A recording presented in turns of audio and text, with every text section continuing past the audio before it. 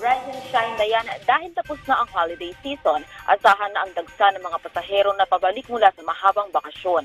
Bahagyan ng dumadami ang mga dumadating na pasahero sa arrival area ng Ninoy Aquino International Airport. Dumarami na ang mga tao sa mga gate ng departure area sa NAIA Terminal 3. Pero maaaring hindi pa ito ang peak ng uwi ng mga tao. Bagamat marami ng tao sa loob ng Terminal 3, hindi pa crowded at sobra pa ang mga espasyo ng mga upuan sa loob. Kasunod din ito ng pagdagdag ng mga upuan ng New NAIA Infrastructure Corporation sa lahat ng terminal noong Disyembre. Inaasahan namang magiging record high ang bilang ng mga pasahero sa taong 2024.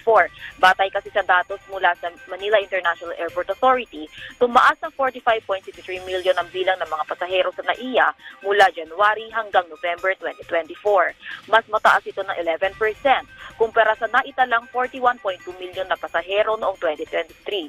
Sa ngayon, maluwag pa ang daloy ng trapiko sa paligid ng NAIA.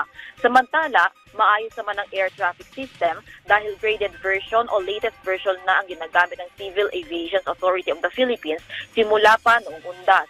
Balik sa iyo, Dayan. Maraming salamat, Vel Custodio.